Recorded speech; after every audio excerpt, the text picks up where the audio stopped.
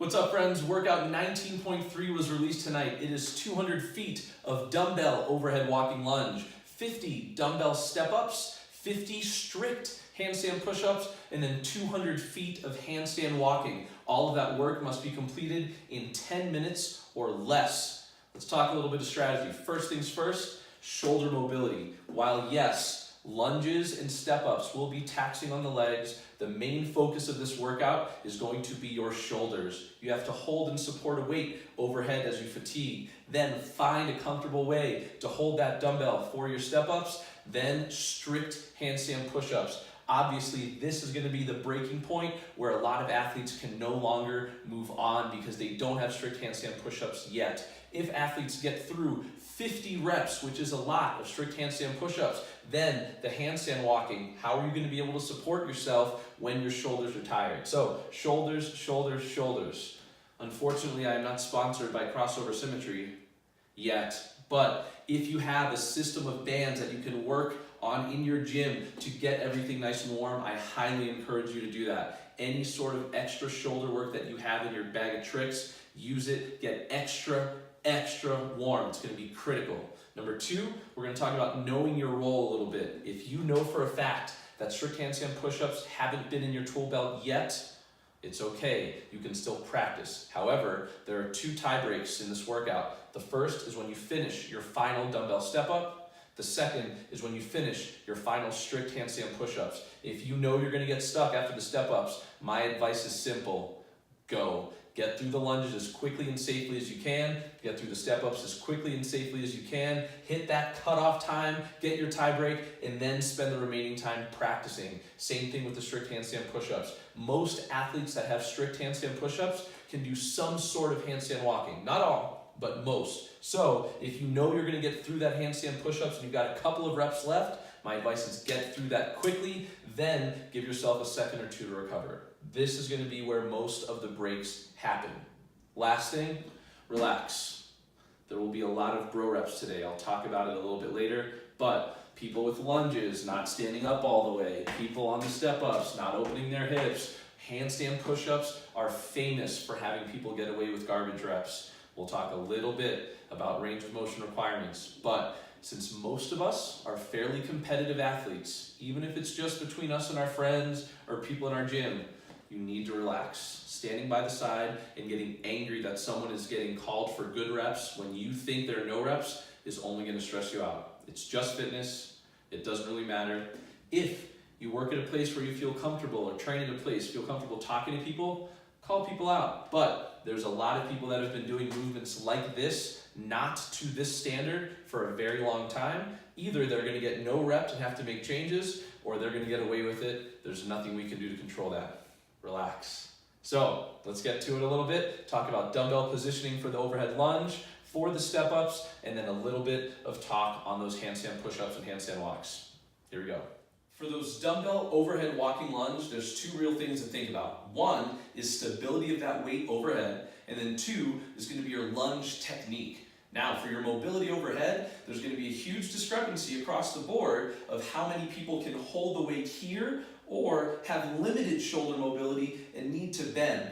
My one rule that I think everyone should keep in the front of their mind throughout this entire lunging portion of the workout, I think your elbow should be locked and you should be stacked directly over your shoulder for as long as possible. The second we break that elbow, all that shear force is going down. It's going to fatigue more of your shoulder much more rapidly for everything else we need to do later in the workout. So, to the best of your ability, think ear to bicep, reach to the sky, and keep everything tight. Now, for how you hold the dumbbell, I think there's going to be three main ways to do it. The first is going to be straight overhead, palm facing in towards the middle of your body. The second will be turning your palm forwards, letting your wrist naturally break like you would hold a barbell overhead. And then the third is letting the dumbbell hang from the top head and rest comfortably in your hand. I think you should practice all three of those variations, and over the course of your lunges in this workout, switch it up. When you get to the end, or when you decide to switch arms, instead of having to set the dumbbell all the way down to the ground, shake it out, and then go back up, let yourself rest on the shoulder. There's nothing wrong with that. As long as you're not walking when you switch, you can do something like this, You can switch as you go, but try to avoid setting the dumbbell down on the ground mid-lunge. Rest if you need to, shake it out, switch hands, do whatever, but then get that weight back up there and go. So, palm this way, palm forwards, back of the dumbbell, hanging, but all of those variations, keep your elbow as locked as possible. The second you feel your ear pull away or your elbow bend, check yourself, reestablish that line, and then go. Now for the lunges, there's a lot of variations of lunges. My preferred method always is having your front shin vertical and the weight in your heel. If when I'm lunging, obviously the dumbbell would be overhead, my knee goes in front of my toes. This is going to be a very quad dominant lunge. I don't feel very stable here and I'm going to get exhausted. If I can lunge all the way forward with my heel down, keeping that shin vertical, back knee taps the ground, then I can drive up through my heels, a little bit more hamstring and glute, and I'll be able to conserve a little bit of energy there so that when I get to the boxes, then I can maybe be a little bit more on the ball of the foot and have a little bit more quad dominance there. But keep your front shin vertical, back knee taps, stand all the way up. Try not to do the lunge where you don't stand up all the way. Rule state, gotta stand all the way up. As for stepping through or resetting and shuffling, it's up to you. Obviously you can't shuffle this way, but if you want to lunge and step right through, that's fine if it helps you keep a steady rhythm. Once you start to fatigue, it's not going to add that much more time to reset your feet before the next step. So, lunge, boom, give yourself a second, then continue on. I think you go to the stop approach when you start to fatigue. That's my advice for the dumbbell overhead walking lunge. For the dumbbell box step-ups, there's really only two rules. One, your free hand can't touch the leg that's driving up on the box, and the dumbbell can't touch your leg that's on the box either. Other than that, anything goes essentially with how you hold that dumbbell, and that's what I think you should do. Find different variations that work for you, that are comfortable, that you don't need to hold for an extended period of time.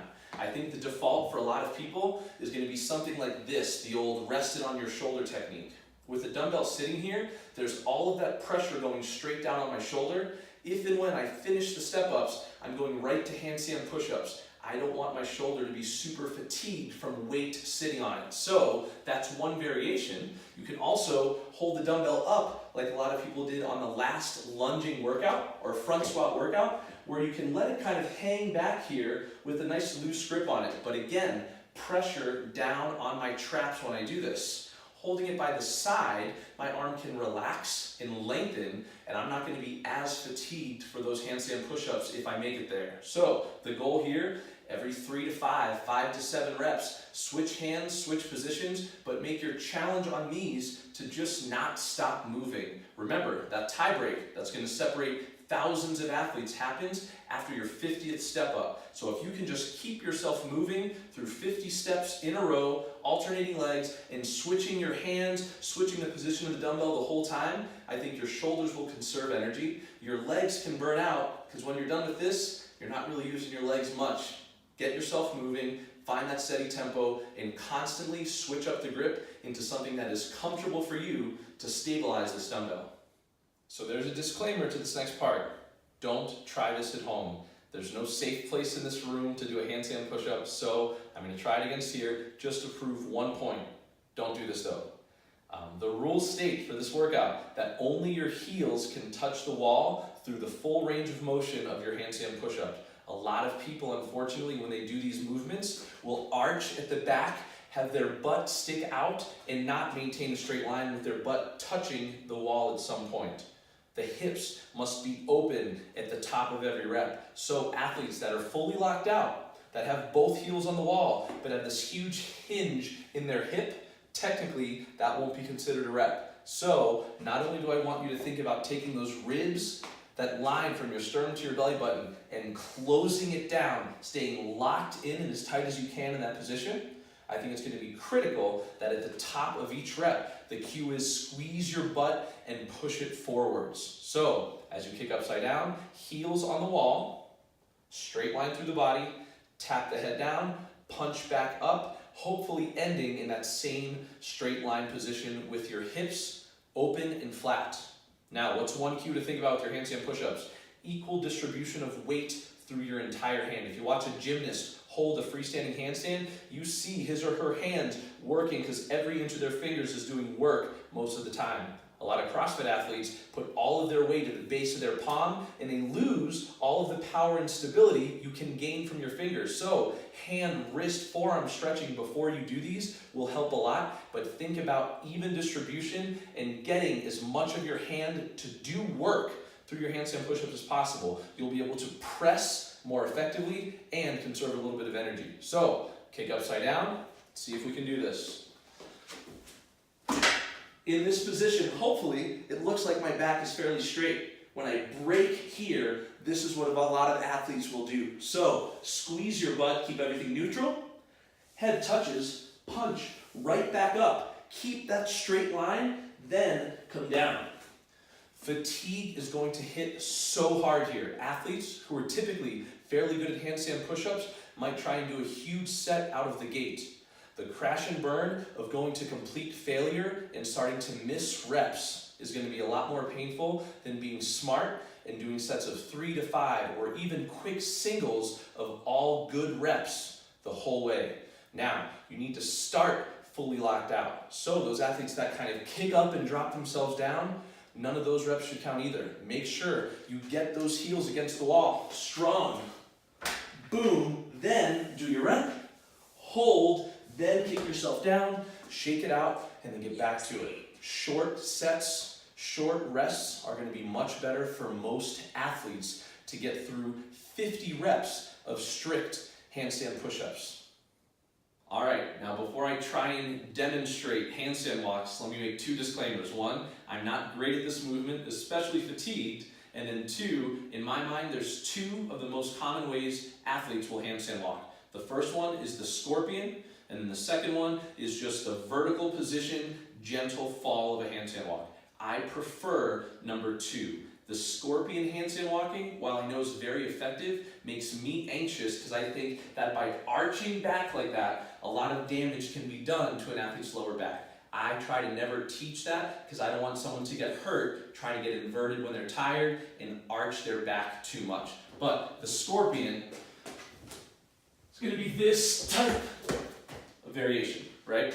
My preferred method requires athletes to kick upside down into a more vertical position, keep their knees locked, toes pointed, and butt squeezed, and gently fall forwards as their hands allow them to continue to move in that direction. Hopefully I can get it here. Let's see. Kick upside down to a fairly straight line. Squeeze your butt and walk. I think that's going to be a lot more sustainable when you're tired.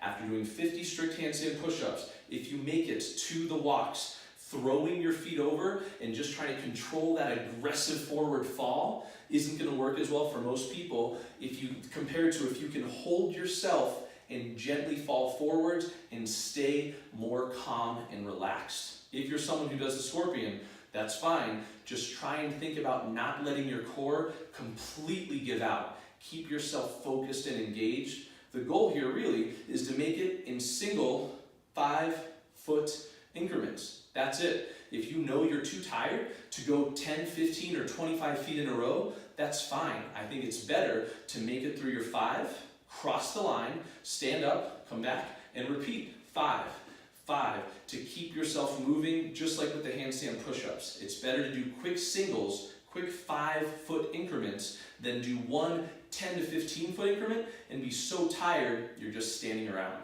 Now with the rule, if this is the line, your entire hand and both feet need to cross over it before that length counts, and your hands need to be down before it before you can start. So make sure if this is the line, you don't reach forwards because that won't count. Or if you're heading across the line, if your hands make it, but your feet drop before it, that won't count either. Be smart. Try not to waste any reps on these handstand walks. You're going to be tired. Keep everything tight. Good luck.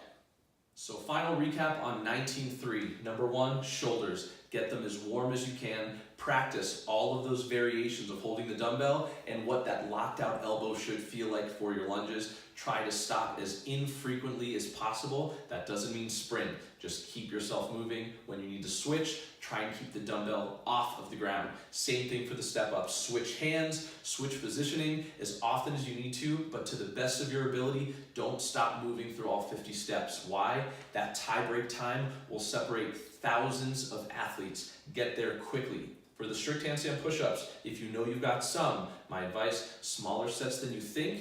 Let yourself take a short rest, get right back to it. There will be a lot of athletes who fatigue out from doing too large of sets right out of the gate because they think they feel good, and then they hit rep 20, 30, or 40 and have no juice left in their tanks. Then the handstand walks. I'm a huge proponent of doing small 5-foot increments, but missing none of them on short rest, then trying to get huge stretches of handstand walking when you know you're going to get too fatigued. Don't fail reps. Conserve yourself. If you're going to scale, because you know you don't have some of these movements or the strict handstand push-up, a lot of those variations are going to be such to where you can get through most, if not all, of the workout. If you're going to scale, go. But remember, any athlete who completes 1 rep RX will be ranked above every single athlete who scales the workout. So if this is one where you do it twice just to get through your lunges and maybe some or all of your step-ups, RX, I would always encourage athletes to do that. Finally, don't worry about other people. There's going to be a lot of reps called that shouldn't be reps, but we're doing this for fun. Our goal in the CrossFit Open is to be able to push ourselves past where we thought we could, and that's what makes this thing more fun. Support one another, have a great time, good luck, have fun, I believe in you, and I'll see you next week.